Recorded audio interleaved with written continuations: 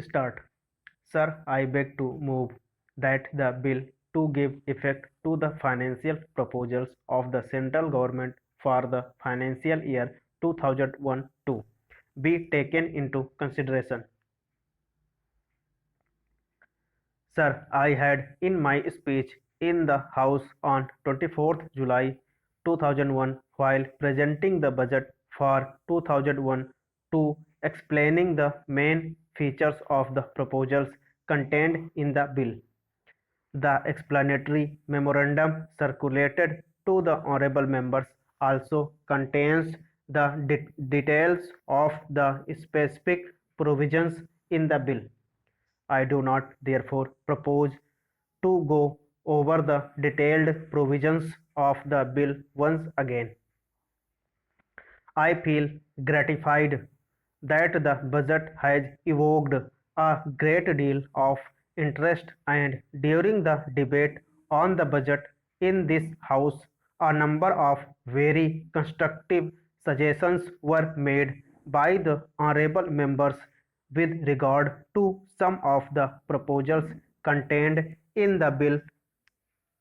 I have also received a large number of representations from the members of the public trade unions, voluntary organizations, professional bodies, and chambers of commerce on the proposals in the bill. I express my sincere gratitude to all of them for giving us these valuable suggestions. I would like to assure the honorable members that we have given very careful consideration to all points which have been made with reference to my proposals. I had stated in my budget speech that I propose to make structural changes in our tax system. As the honorable members are aware, the government have since set up a tax reforms committee to look into the entire tax structure. The committee has been directed to submit an interim report within 3 months and the final report by February 28, 2001.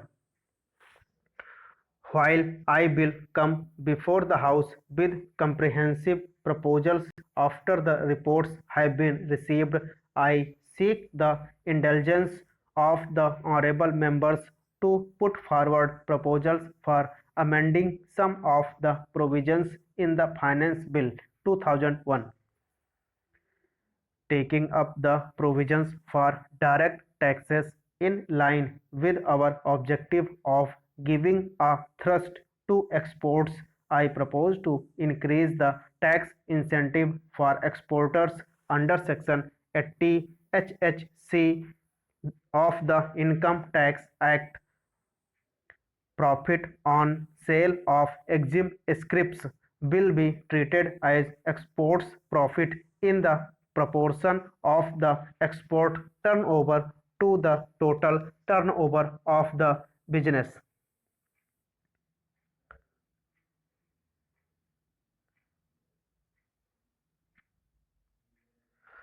Honorable member will recall that I had proposed certain modifications in the scheme of tax concession for tourism industry as contained in section 80 HHD of the Income Tax Act.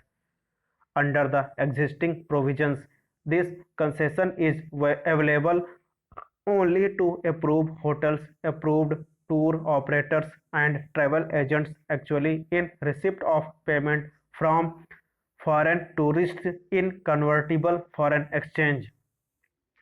The modification proposed in the bill was intended to secure that this tax concession would also be available where payments for providing service to the foreign tourists are received in Indian currency from another hotel, tour operators, etc., out of the funds obtained by conversion of foreign exchange received from the foreign tourists.